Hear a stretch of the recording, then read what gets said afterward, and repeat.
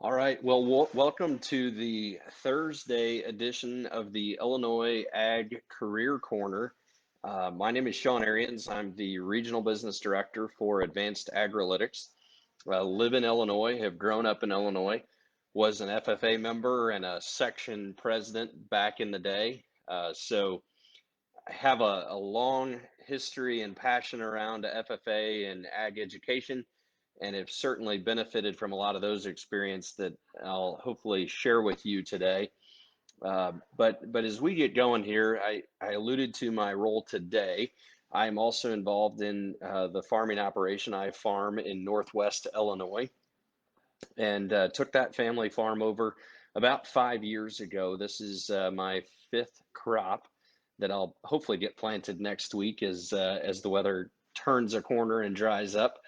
So have long been involved in agriculture from a lot of different roles over my career, and I would argue a lot of those roles are probably, had I been asked when I was an FFA student and receiving my American degree and what I wanted to do and where I wanted to be, I probably would have never guessed that I could lay out this plan that I've had the opportunity to be a part of throughout my career in the last 15 years or so. So was, as I alluded to, very involved in FFA, went to a junior college, Illinois Central College. I didn't quite know where I wanted to be, what I wanted to do. I was, kind of making that career decision one way or the other, and decided to then transfer to Illinois State University, where I got a degree in agribusiness and a minor in corporate finance. From there, moved out to Indiana, worked in the grain business for a couple of years, had interned with a company that was a brokerage company, and decided, boy, I kind of like this. Had a job opportunity to get in the grain business, buying and selling grain as an originator, and then was able to move back closer to home, working for a John Deere dealership. And through that job was got in really set the path on a new trajectory for me of being an ag tech person, or working in the ag tech space, if you will, for the what's been kind of the rest of my career now in a variety of different roles. So worked for the John Deere dealership, managed the precision agriculture department for a number of their stores, hired some people, grew that team, and then was connected with one of our customers. And through that, got into precision planting and worked for them in a sales role, a regional sales role, and then also did some training and development there, and then in marketing, and then that pivoted my career into a bit of a marketing side of the aspect of the business, and spent time as the marketing manager for Precision Planting. We were acquired by Monsanto at the time, and so that created yet another opportunity that I would not have expected would have come my way. But through that, then I went into the Monsanto broader organization in a company called the Climate Corporation, and worked as a product marketing manager there, and then had some different roles within that product marketing arena. And then became a director of product marketing, working with a team there on our products. And through that, then was able to explore an opportunity on the corporate side of Bayer, then, as Bayer acquired Monsanto. Uh, Went into corporate affairs, the sustainability corporate affairs side, as the North American External Stakeholder Affairs Director. So with that, I had a completely different perspective on the business, working with folks like Walmart, Cargill, a lot of who would be perceived as competitors, Pioneer, Corteva, Syngenta, and BASF, but we were on the pre-commercial side of the business. So it was all a matter of how do we set up the industry for success in sustainability and initiatives that way. So did that role, and then had the opportunity to become the regional business director for Advanced Agrilytics, where I am today. And with my role, I work with a team of precision agronomists, as well as data scientists, GIS specialists, geographical information system specialists, and folks who are passionate about helping the farmer at the farm gate make sense of all of the technology as well as the input and agronomic decisions that farmers make each and every day. And so from joining the team in August, we were a really small team. I've worked to hire a team in Illinois, as well as looking to hire agronomists in Indiana, Ohio, and then my counterpart to the west of the Mississippi is looking by way of Iowa, eastern Nebraska, and Missouri. So it's a really neat opportunity to be a part of a really young business, a growing business, and in hiring talent that care significantly about the agronomy and the data and how we put those together to make it work. So it's been a really fun experience over the last several months, and it's been a quick experience. But uh, having been involved in precision planting, the early days of the John Deere precision ag side of things, when something called parallel tracking was still widely used. Now most of us don't really even know what parallel tracking is because it's old technology.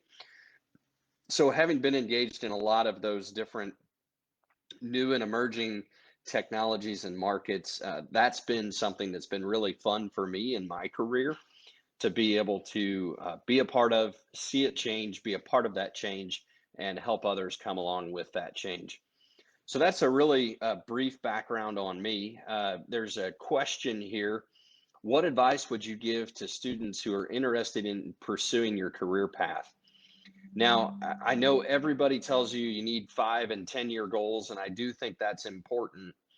But I also remember listening to a podcast where an individual who was the CMO for Facebook, the chief marketing officer for Facebook, says, look, if I wrote my 10-year goal 10 years ago, Facebook wouldn't have existed, so I might have missed out on an opportunity.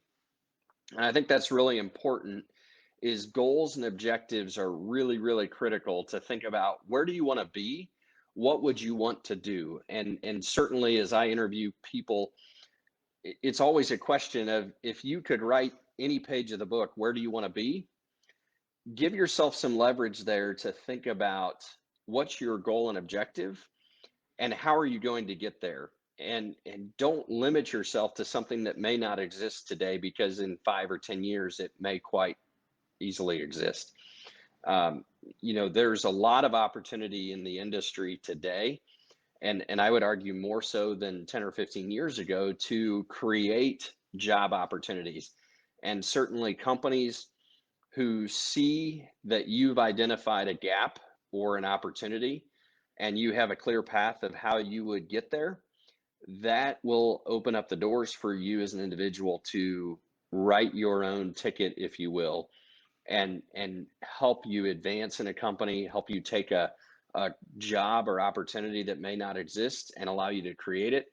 So don't be afraid of creating a 5 and 10 year plan, but be willing to be flexible with that because opportunities will come up that may take your career a totally different direction than what you thought it was going to be. Don't be so stuck on that career path that you don't have the opportunity to take advantage of something that comes your way. How do you see the ag tech industry growing? Where are needs for people in that area?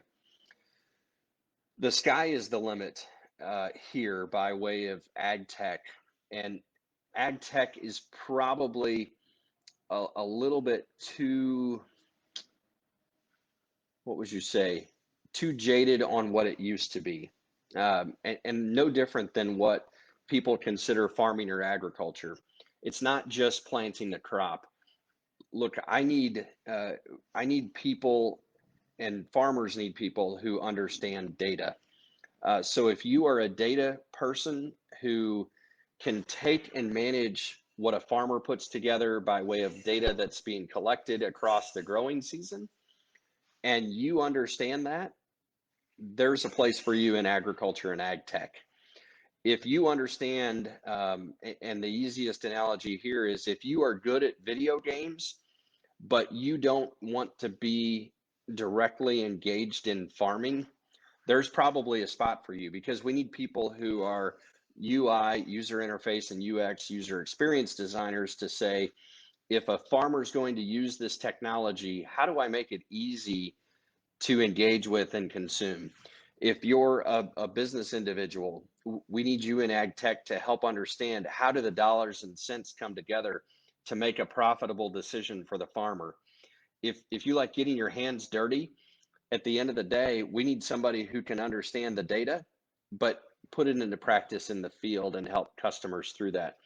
So there are tons of opportunities. Say you manage logistics.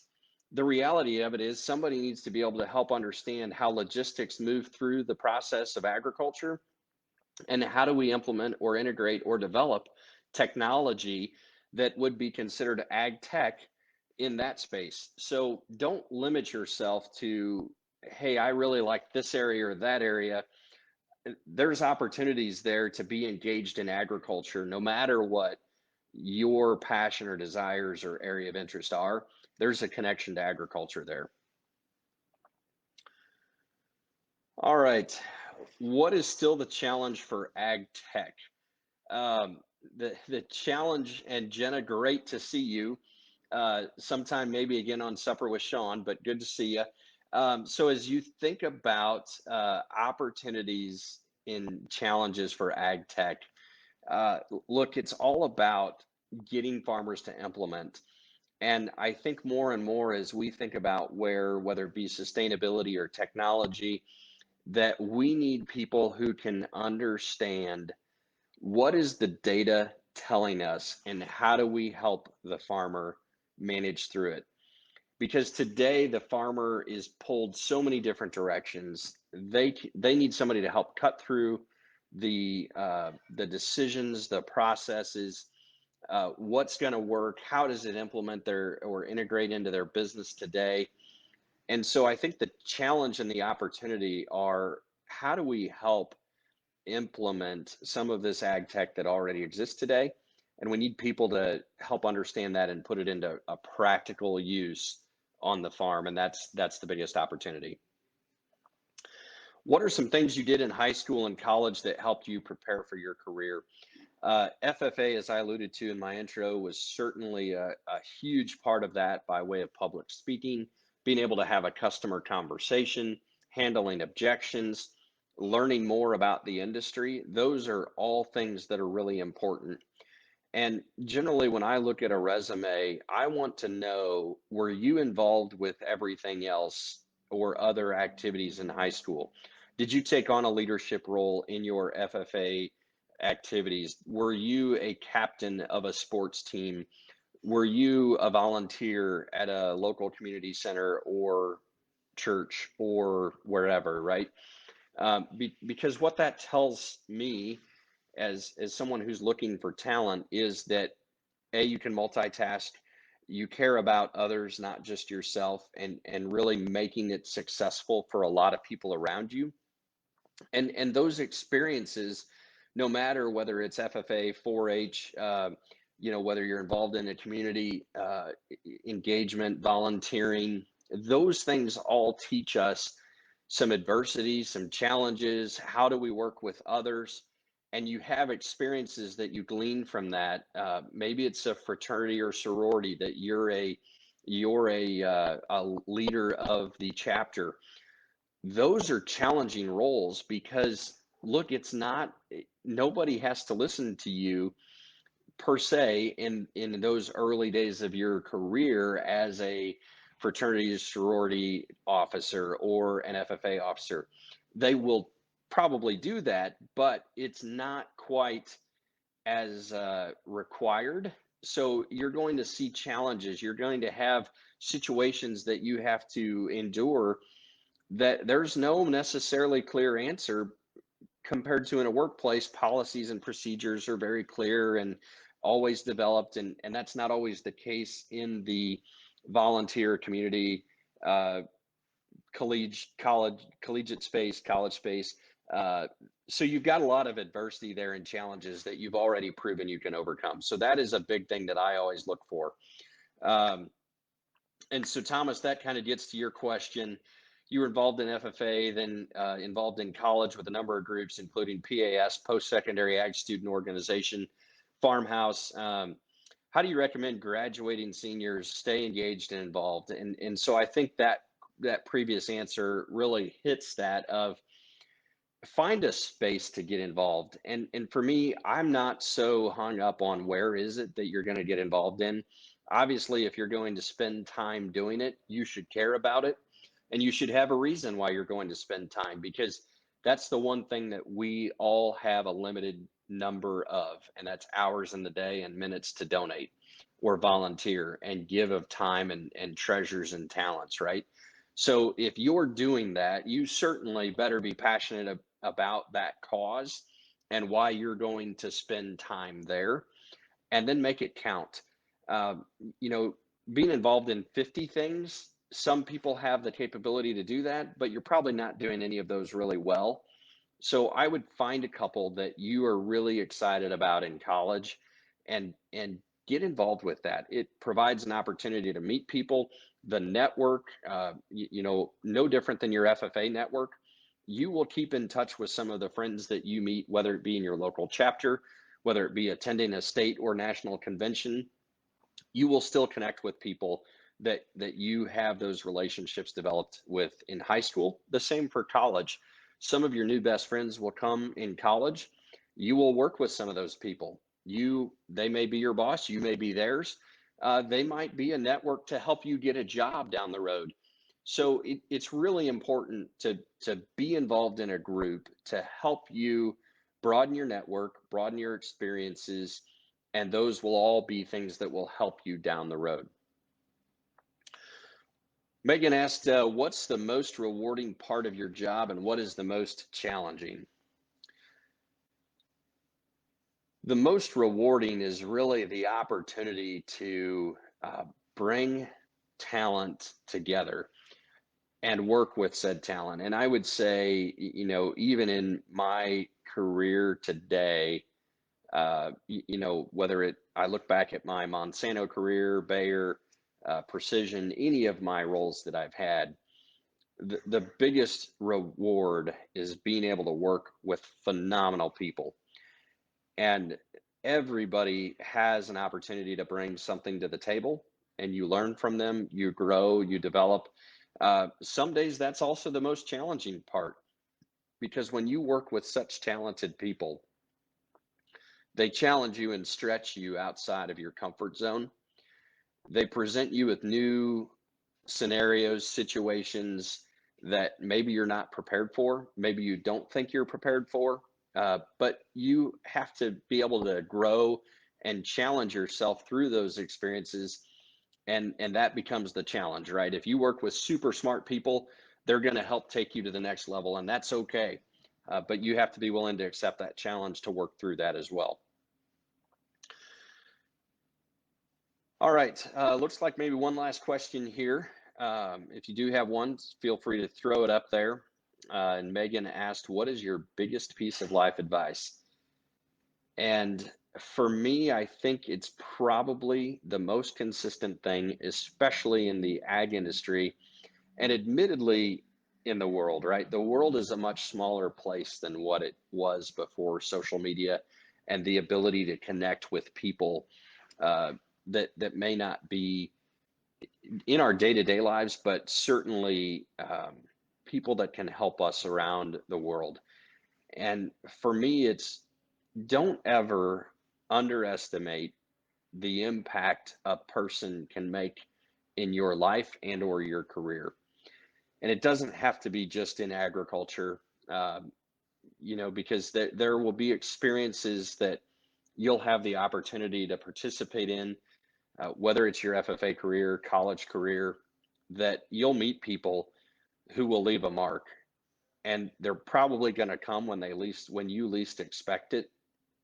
So always be open to knowledge people are willing to share, experiences, advice, and then don't be afraid to reach out and ask people for that, because at the end of the day, there are a lot of situations that we're going to be hit with in life, that we may not know all the answers, but when you develop a network of people, that creates an opportunity to certainly reach out, ask those people for advice, questions, and especially if they're not in ag, they might be able to provide an unbiased approach or question or really probe and prod and help you through some really tough decisions that you might have to make in your life. So that would probably be the biggest one is, hey, be open, build your network, and use that network to help you through some of life's challenges. So with that, hey, saw a lot of comments on here. It was good to see a lot of you that haven't seen in a while. So I appreciate the opportunity to be here on the Illinois Ag Career Corner with the Illinois Association FFA. So thanks for having me. Feel free to reach out at any time if there are other questions that maybe didn't get answered today. Hit me up on Facebook and I will do my best to get those answered for you. So thanks for joining today. Have a great rest of the week.